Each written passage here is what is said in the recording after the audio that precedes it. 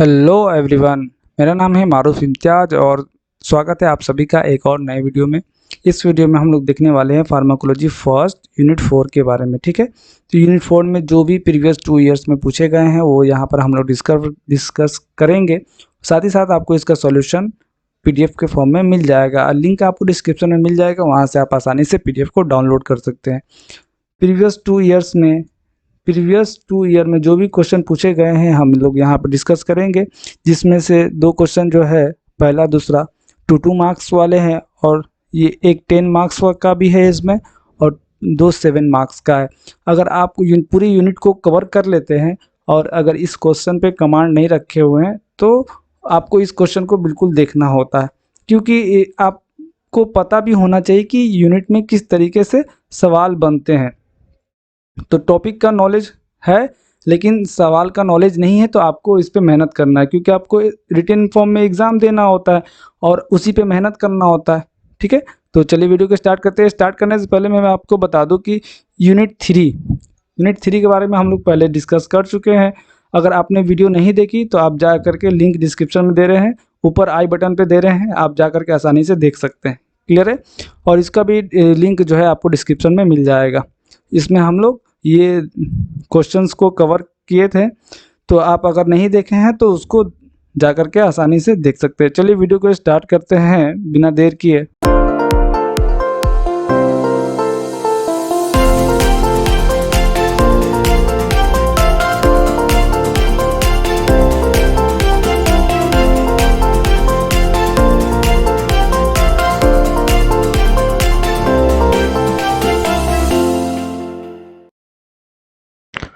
हमारा आज का पहला सवाल है, वाई प्री एनेस्थेटिक मेडिकेशन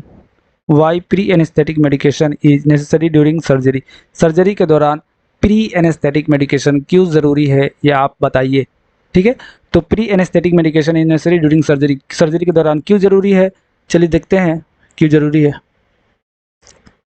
देखिए इसमें 4 पॉइंट दिए हुए हैं। 4 साइची सिडेशन प्राइमरी, मन को शांत करने के लिए। क्या होता है कि इंसान में बहुत सारे मेटाबॉलिक एक्टिविटीज़ होते रहती हैं, तो उनके मन को शांत करने के लिए कि ड्यूरिंग ऑपरेशन वो मतलब कि ये ना हो, अशांत ना हो, तो उनके मन को शांत करने के लिए हम लोग प्री एनेस्थेटिक देते हैं।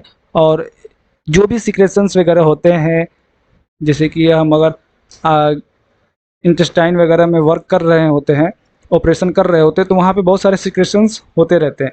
उसी तरह हमारे रेस्पिरेटरी ट्रैक में, ठीक है, तो जीआईटी ट्रैक में जहाँ कहीं भी हम लोग सिक्रेशन देखते हैं तो उस सिक्रेशन को मिनिमाइज़ करने के लिए हम लोग ये क्या करते हैं, प्री एनेस्थेटिक्स देते हैं। 2 फोर्टिफाई इम्पोर्टेंट एनेस्थेटिक, जो भी ज़रूरी एनेस्थेटिक्स है उसको देने के लिए जो माहौल आपके इन्वायरमेंट को तैयार किया जाता है अंदर के तरफ, उसको हम लोग उसके लिए क्या करते हैं, प्री एनेस्थेटिक देते हैं। समझ में आया।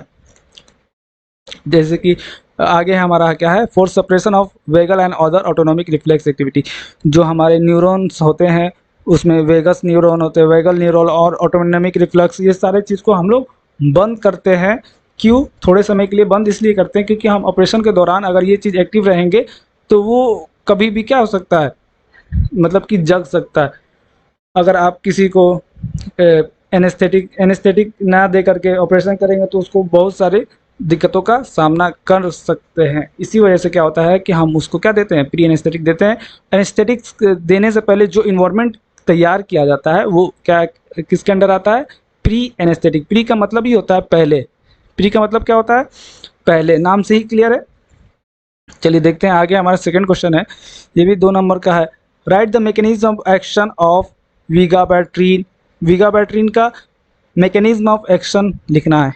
ठीक है, देखिए vigabatrin is a GABA analogue which act by irreversible inhibiting the enzyme GABA transaminase thereby rising in the brain GABA level।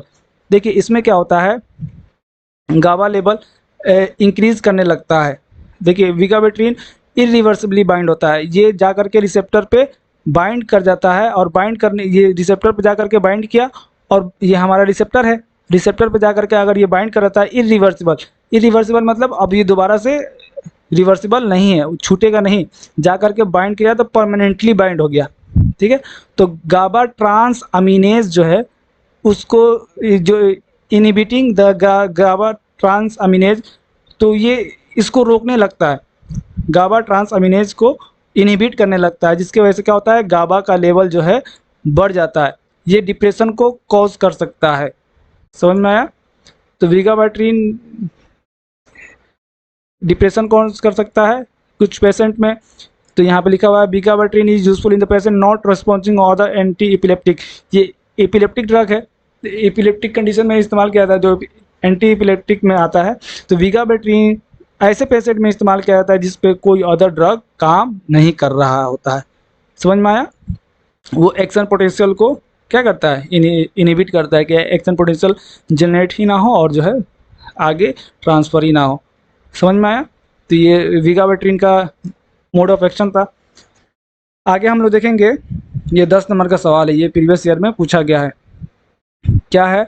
Right the classification of anti epileptic drug, explain the mechanism of action of any 4 anti epileptic drug. 4 कोई भी 4 ऐसे anti epileptic drug बताइए जिसका mode of action मतलब कि यहाँ पे लिखें। तो देखते हैं, सबसे पहले हम लोग एपिलेप्सी पढ़ेंगे, मतलब कि एपिलेप्सी के बारे में थोड़ा सा लिखेंगे तभी तो बताएंगे एंटी एपिलेप्टिक ड्रग होता क्या है, उनको क्लासीफाई करना है। तो एग्जामिनर जो भी सवाल पूछता है, ये 10 नंबर का सवाल है, तो आपको यहाँ पे 5 पेज लिखना होता है। तो 5 पेज क्या लिखेंगे आप? अगर आप सिंपल सा क्लासिफिकेशन लिख दिए और उसका मोड ऑफ एक्शन लिख दिए तो हमको लगता नहीं कि 5 पेज आपका भर जाएगा। 5 पेज भरने के लिए आपको सबसे पहले लिखना पड़ेगा कि एपिलेप्सी होता क्या है, ठीक है। 4 लाइन उसके बारे में लिख दिए, फिर उसके बारे में थोड़ा सा और लिखेंगे कि जो ड्रग हम लोग इस्तेमाल करते हैं एपिलेप्सी को रोकने के लिए उसको एंटी एपिलेप्सी बोलते हैं, फिर उसके बाद से उसका क्लासिफिकेशन लिखेंगे।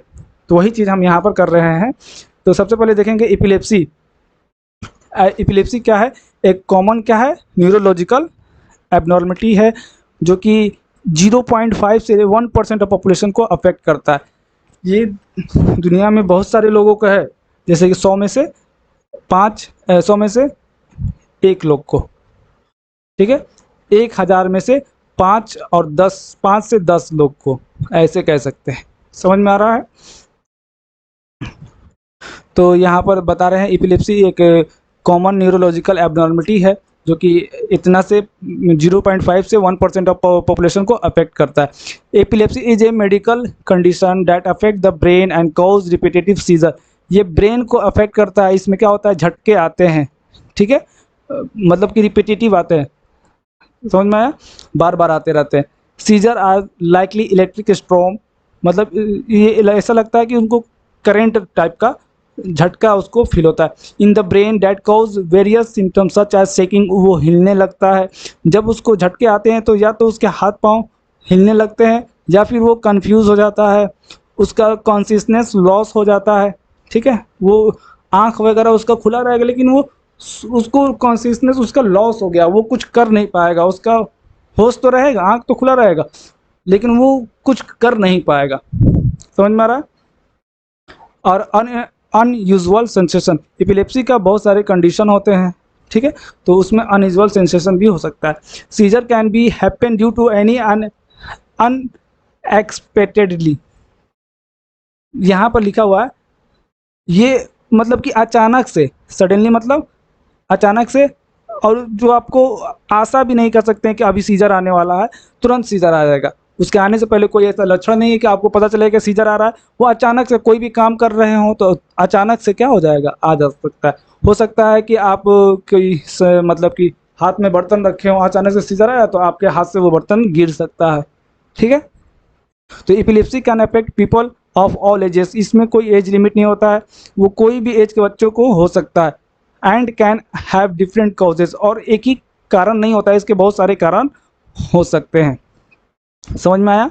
While epilepsy can not be cured, it can be often manage with the medication and other treatment to help the reduce the frequency and severity of seizure. जो झटके आते हैं उसको परमानेंटली बंद नहीं किया जा सकता है, लेकिन हाँ उसका दवा चला करके उसको कम किया जरूर जा सकता है।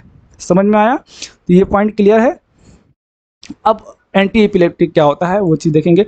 एंटी एपिलेप्टिक ऐसे ड्रग होते हैं जो कि एपिलेप्सी को ट्रीट करने के लिए इस्तेमाल किया जाता है। एपिलेप्सी क्या होता है हम लोग पढ़ चुके हैं, ठीक है। और इसका अब क्लासिफिकेशन की बात कर लेते हैं। क्लासिफिकेशन ऑफ एंटी एपिलेप्टिक, ये हमारा सवाल है, ठीक है। तो हेडिंग ऐसे लिखेंगे, classification of anti epileptic drug.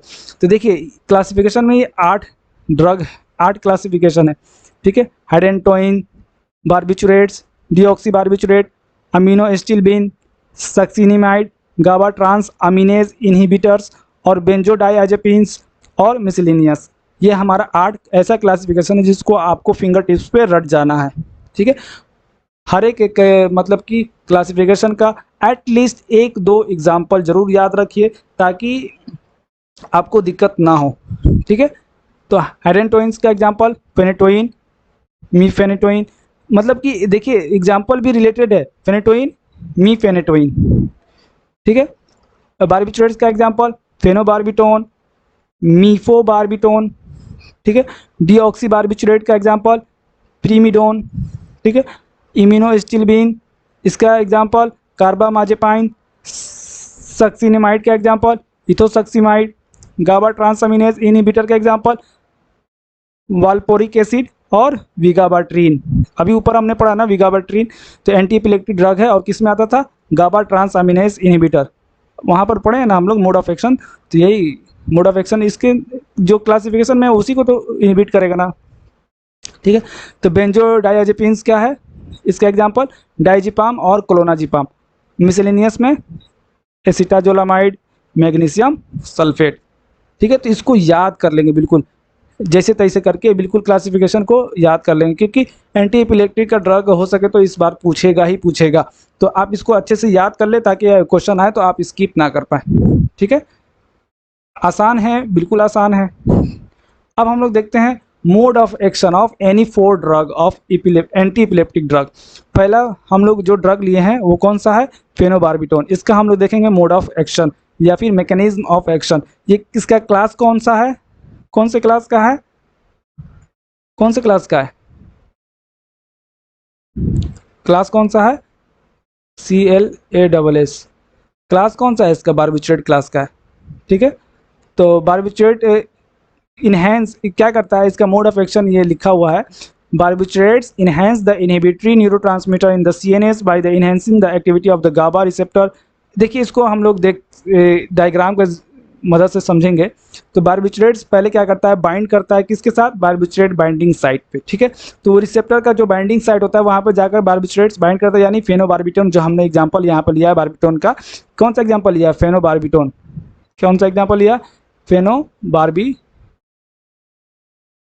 तो फेनोबारबिटोन हमने ले लिया और वो जाकर के बाइंड किया बारबिचुरेट बाइंडिंग साइट पे। फिर गाबा यानी गामा अमीनो ब्यूटारिक एसिड को एक्टिवेट किया। फिर उसमें क्या हुआ कि क्लोरीन आयन चैनल ओपन हो गया, जिसके वजह से क्या हुआ कि पोलरिटी रिवर्स्ड हो गई और हाइपर पोलराइजेशन हो गया। हाइपर पोलराइजेशन की वजह से क्या हुआ, एक्शन पोटेंशियल जो बार बार जनरेट हो रहा था, जो जिससे आपको एक्शन पोटेंशियल मिल रहा था और आप मतलब कि बार बार एक ही सिग्नल को भेजा जा रहा था कि हाँ अपने हाथ को हिलाओ हिलाओ हिलाओ, तभी तो शेकिंग हो रहा था।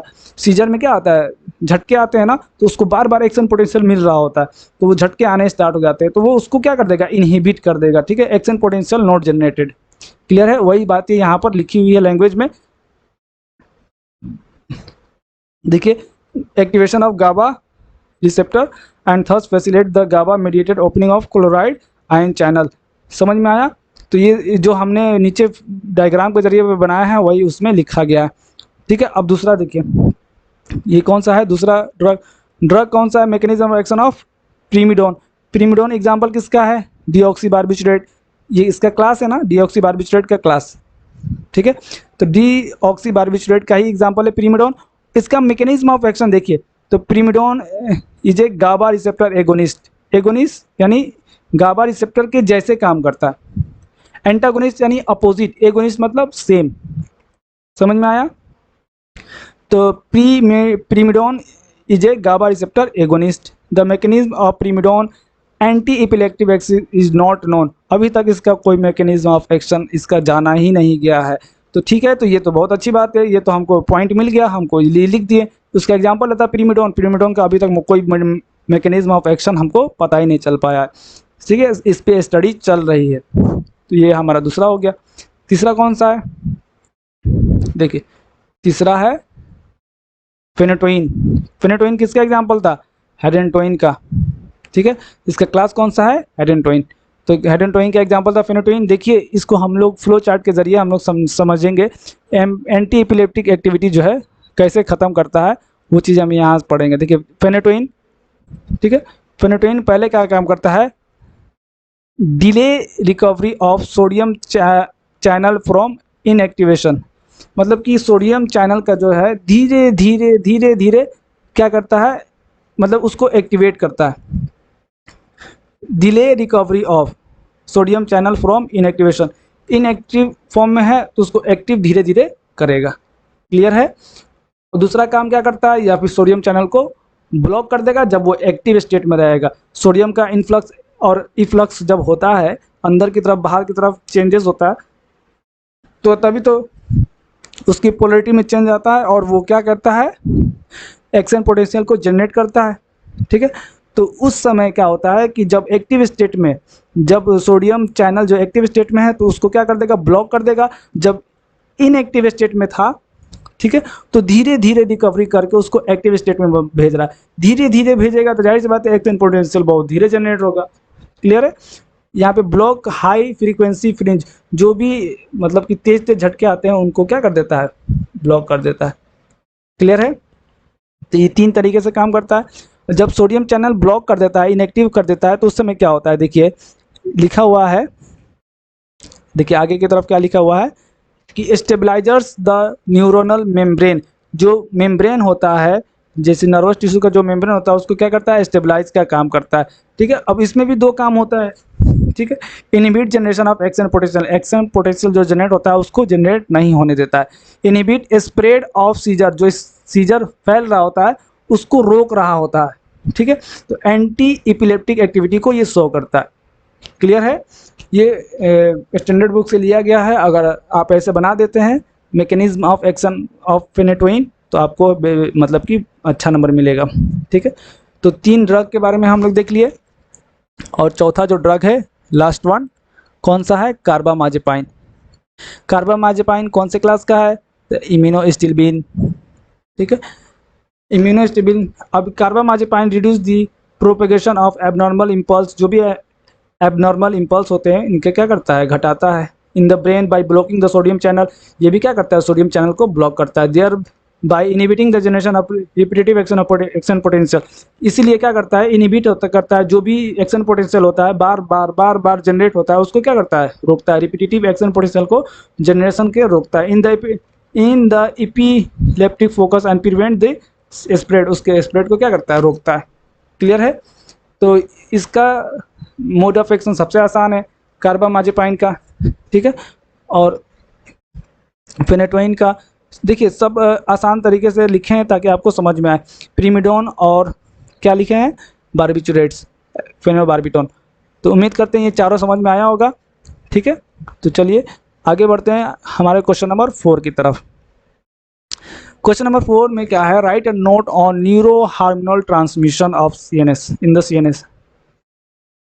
देखिए सबसे पहले जो भी हम लोग पढ़ रहे होते हैं उसका कुछ एक नाम होता है। नाम कहाँ से आया है, किस किस वर्ड से आया, अगर वो चीज़ पता कर लेते हैं तो आपको आधा आंसर वहीं से मिल जाता है। न्यूरो ह्यूमरल, न्यूरोन से न्यूरल जो वर्ड है वो कहाँ से लिया गया, नर्वस सिस्टम को रिप्रेजेंट करने के लिए यहाँ पर लिखा गया। ह्यूमरल यानी इम्यूनिटी रिस्पॉन्स के, यहाँ पर न्यूरोट्रांसमीटर, यहाँ पर क्या बात किया गया है, न्यूरोट्रांसमीटर के लिए यहाँ पर इस्तेमाल किया गया है। ठीक है, तो यहाँ पे ह्यूमरल वर्ड इम्यूनिटी रिस्पॉन्स यानी न्यूरोट्रांसमीटर के लिए यहाँ पर बात किया गया है। क्लियर है।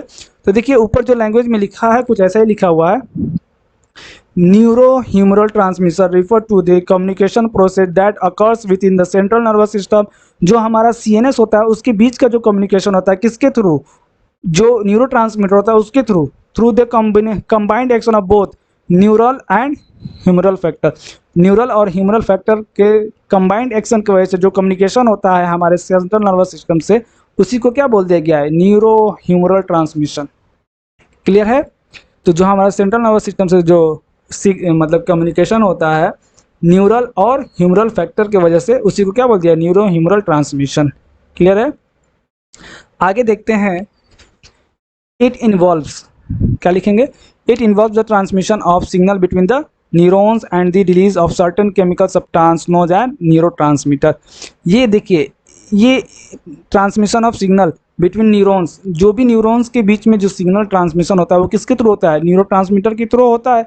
वही बात यहाँ पर लिखा है, and neuro modulators which act as a messenger of conveying information across synapse. जो दो न्यूरॉन के बीच में सिनेप्स बना होता है, उनके बीच में जो भी मैसेज ट्रांसफ़र होता है वो न्यूरोट्रांसमीटर के द्वारा ही होता है।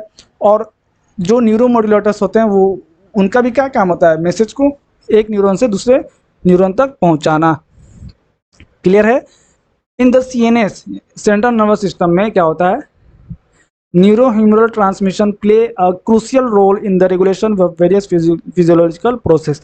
सेंट्रल नर्वस सिस्टम में जो न्यूरो हार्मोन होता है बहुत सारे प्रोसेस को प्ले करता है, जैसे कि फिजियोलॉजिकल प्रोसेस, जैसे कि सेंसरी परसेप्शन, किसी भी चीज़ को समझने, ठीक है, उसे क्या बोलते हैं, सेंसरी परसेप्शन।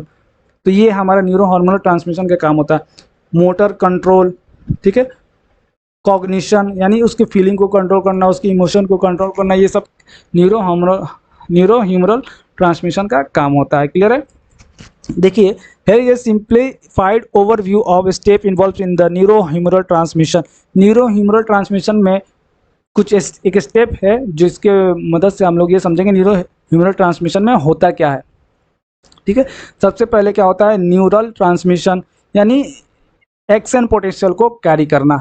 दूसरा क्या होता है, एक्शन पोटेंशियल अगर नर्व एंडिंग पे चला गया तो वहाँ से न्यूरोट्रांसमीटर को रिलीज़ करना।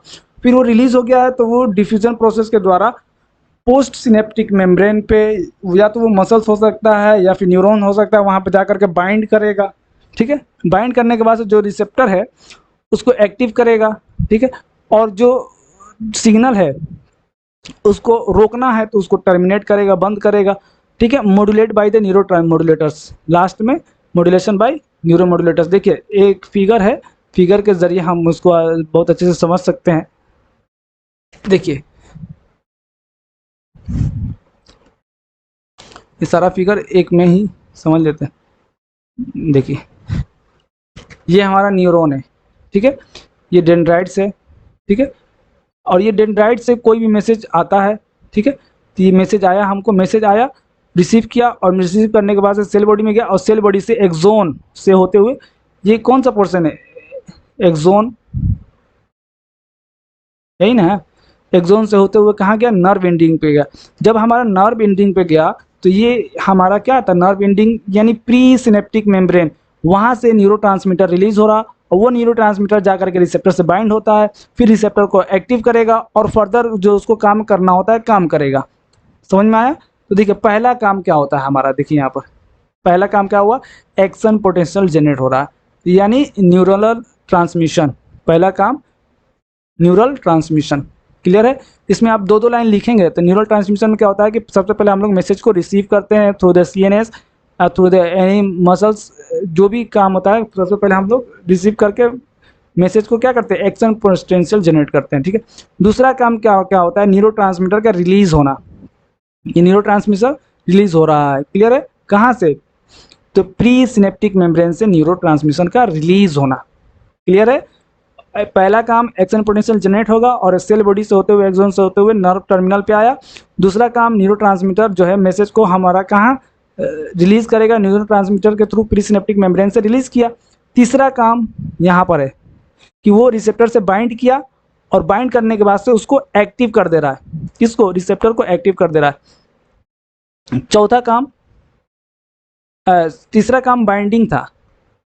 तीसरा काम क्या है कि डिफ्यूज़न और बाइंडिंग, डिफ्यूज़न प्रोसेस यानी जा करके उसके बाइंड हो गया। चौथा काम उसको एक्टिव कर दे रहा है।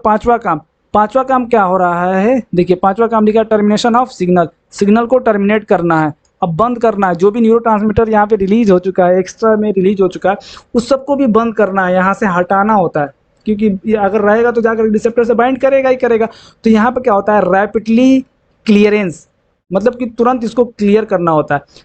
और क्या करते हैं, तो यहाँ पे लिखा है reuptake by the pre synaptic membrane.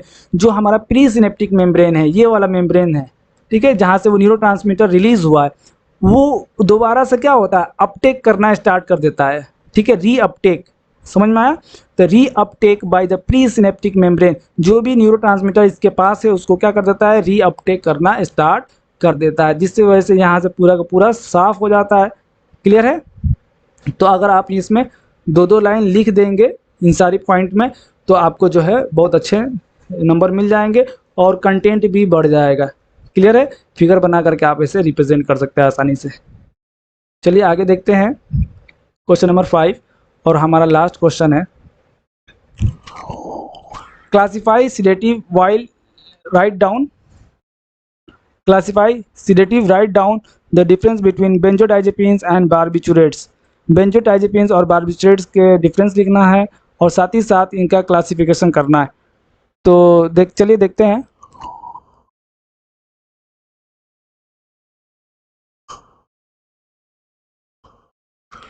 चलिए देखते हैं। सबसे पहले हम लोग देखते हैं sedative. Sedative are the drugs used to reduce the excitement in the CNS. जो भी सीएनएस में एक्साइटमेंट होता है उसको रिड्यूस करने के लिए जो हम लोग इस्तेमाल करते हैं वो क्या है, सीडेटिव है।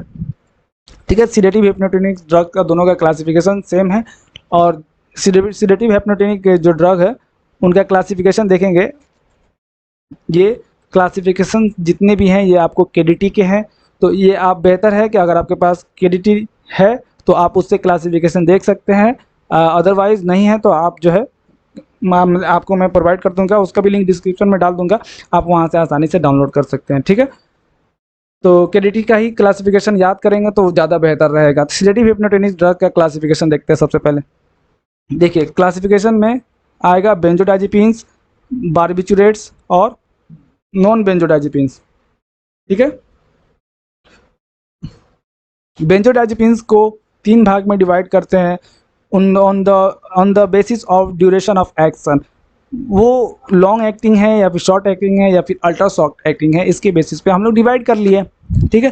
तो लॉन्ग एक्टिंग का एग्जांपल है डाइजीपाम, फ्लूराजीपाम, क्लोनाजीपाम, ये किसके एग्जांपल है, लॉन्ग एक्टिंग के। शॉर्ट एक्टिंग का टीमा, क्या लिखा हुआ है, टीमाजीपाम, लोराजीपाम और ऑक्साजीपाम, ये 3 एग्जांपल किसके हैं, शॉर्ट एक्टिंग के। अल्ट्रा शॉर्ट एक्टिंग का क्या क्या एग्जांपल होगा, ट्राइअजोलम, मिडाजोलम, ये अल्ट्रा शॉर्ट एक्टिंग के हैं। तो एग्जाम्पल को बिल्कुल भी भूलना नहीं है, याद कर लेना है। ये प्रैक्टिस कैसे होगा सर, इतना ज़्यादा एग्जाम्पल है। अभी तो आप फार्माकोलॉजी फर्स्ट पढ़ रहे हैं, सेकेंड में जाइएगा, थर्ड में जाइएगा, आपको सिर्फ क्लासिफिकेशन ही क्लासिफिकेशन मिलेंगे। तो बेहतर होगा कि अभी से आप इसकी आदत डाल लें। बिल्कुल आसान है, 1-2 बार प्रैक्टिस करेंगे, लिखेंगे, कोशिश करेंगे, सब समझ में आ जाएगा। ठीक है। Nothing is impossible. अगर इम्पॉसिबल होता तो ये देता क्यों, समझ में आ रहा है। ये आप जैसे स्टैंडर्ड, जो आप जिस क्लास में हैं, इस स्टैंडर्ड के बच्चों को ये चीज़ समझ में आती है और आनी चाहिए, इसलिए इस स्टैंडर्ड में दिया गया है। समझ में आ रहा है। तो देखिए आगे क्या है, बारबिचुरेट्स। बारबिचुरेट्स देखने से पहले देख देते हैं नॉन बेंजोडाइजेपिन्स। नॉन बेंजोडाइजेपिन्स जो है इसका भी एग्जांपल क्या है देखेंगे। तीनों क्या है, जेड, जेड, जेड से ही स्टार्ट है। ठीक है। एक ई से स्टार्ट है, तो जेड जेड जेड तीनों एक पास आ गया है। तो आप याद कर लेंगे क्या लिखा हुआ है, जोपिक्लोन, जोल्पिडेम, जैलेप, जैलेपलोन। 3 एग्जाम्पल, जोल्पिक्लोन, जोल्पिडेम और जैलेपलोन। इस जो पिकलोन, इस जो पिकलोन, इस जो पिकलोन, ये क्या है, इसका एग्जाम्पल है किसका, नॉन बेंजोडाइजेपिन्स का। ठीक है। लॉन्ग एक्टिंग का एग्जाम्पल है फेनोबारबिटोन। किसके हम लोग पढ़ रहे हैं, बारबिटोन का एग्जाम्पल पढ़ रहे हैं। ठीक है। बारबिचुरेट्स का, तो बारबिचुरेट्स का 3, लॉन्ग एक्टिंग, शॉर्ट एक्टिंग और ultra short acting. Long acting में फर्दर हम लोग देखें फिनोबारबिटोन, ब्यूटोबारबी, शॉर्ट एक्टिंग में क्या हो जाएगा, ब्यूटोबारबिटोन, पेंटोबारबिटोन। देखिए यहाँ पे ब्यूट का मतलब 4, पेंट का मतलब 5, इसमें कार्बन चेन का डिफरेंस है। ठीक है। ब्यूट, ब्यूटोबारबिटोन और पेंटोबारबिटोन, इसमें थायो लिखा हुआ है, थायो का मतलब सल्फर ग्रुप इसमें अटैच है, thiopentone. Ultra, ultra short acting में थायोपेंटोन, मीथो, यहाँ पे मीथो ग्रुप अटैच है, हेक्स मतलब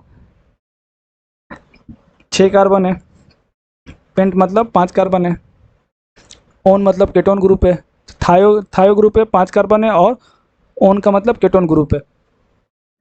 आप ऐसे समझ सकते हैं, तो थायोपेंटोन, मिथोहेक्सीटोन,